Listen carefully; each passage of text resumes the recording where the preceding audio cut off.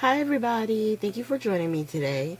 So on today's video I'm going to be using this frame punch board by We Are Memory Keepers, and I'm going to apologize now because I may have to clear my throat through this voiceover. I'm starting to come down with something, and I just every once in a while I might have to just relieve it, you know what I'm saying?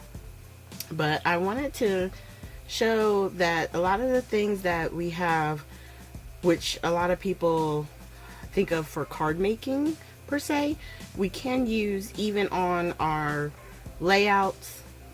Obviously it'll work great for cards and things like that. So with this one, I'm gonna use this in a video, my Sunday video, so make sure you come back and check that out.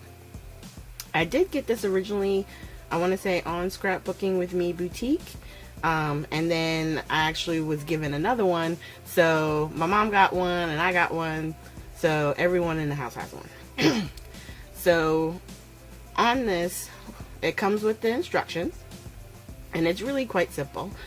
I'm just reading it through real quick. The main square on the left side is broken down into how wide you want your frame. So it's 1 inch, ½ inch, quarter inch, excuse me, 1 inch, 3/4, ½ an inch, and a quarter inch. And so for this one, real quick, I'm just going to do a quarter. And at first I was like, well, this isn't punching, but you got to press a little bit harder than I was initially. And then you just go around all 4 sides. Okay? Once you go around all 4 sides, you're going to take this long bar and move it to the exact same size. So if you did a quarter inch, you're going to put it on the quarter inch row. Okay? Excuse me. The tab that I now have in my hand, which is the blade, that will sit into the little, the little guide so that you can do your cutting. I will say this, it does come in and out very easily. So that can get annoying if you're trying to, like, I guess, do a bunch or try and be fast about it. You just need to take your time, because you just want to cut from one opening to the other opening. And on one of the sides, which I show you once I go all the way around, I actually went too far and wind up cutting into the frame.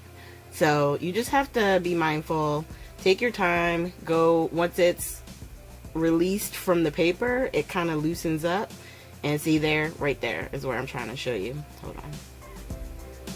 Where that little opening where I cut too far.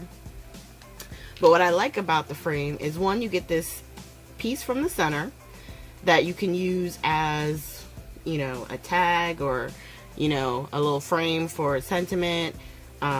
The frame itself you can put over top of your photo. You can put your photo on top of it, so it just has a little border going around. There's a lot of different things you can do. So I grabbed a piece of 6x6 paper to show you that you can make these in any size. And on this one, I'm going to do the 1 inch border. And then once again, we just do our punches, all 4 sides. And then we're going to move the long bar back to the 1 inch. And we'll go ahead and get that trimmed out. And on this one, I took my time. And I don't know why I couldn't go from left to right. I had to go all the way to the one on the far right and then slide it over to the left. Each one. I was, normally I would just go right and then back left and then right, just keep going. But I found it easier for me to just keep going into the same spot, and you get a perfectly cut frame. So this is where I'm going to show you, like with that other piece I cut out. You see, if you had the same size, you could create a little border, and you could stamp a sentiment right on there and have a nice focal piece, and you got 2 different size frames. And there's really no end to this. On the package, it has Polaroid looking, like how they did the frames, and they have a little extra wide on the bottom. There's a lot of different options you can do. And at the very end, I will have pictures, and on the pictures, off camera, I did another frame and put it on top of my photo that I was just showing you there. I was just trying to trim it down so you could kind of see how it would look with the white frame that we did in the beginning. But of course, with it being white, it's harder to see. But you can see it better right there. I think the pattern paper that I'm going to put on top will be better at the very end. But keep an eye out.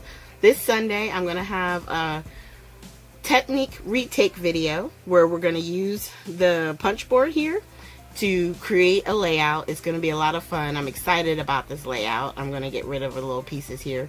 But these pieces, I'm sure some people will probably save to use for something from the hole punches. You could probably use them as photo tags around the edges if you wanted to. But we're not going to use those for this Sunday's video. We're just going to use the frames. Alright, so thank you guys so much for joining me today. And you'll see the close-ups that are getting ready to come up. Like right here, this is the pattern paper I put on top of that photo. See how it turned out? And it gives it just a little bit of interest. And it saves on bulkiness because you don't have all that pattern paper underneath your photo because it's literally just a frame. I think this is fun. I wanted this ever since I saw it when it first came out, and I'm really excited that I'm actually getting to use it. So at the very end here, there will be links to previous technique videos. And like I said before, please check out our video this Sunday coming. That will be the last video that I do for the year 2017. And I will see you guys with our next video this Friday. Have a great one.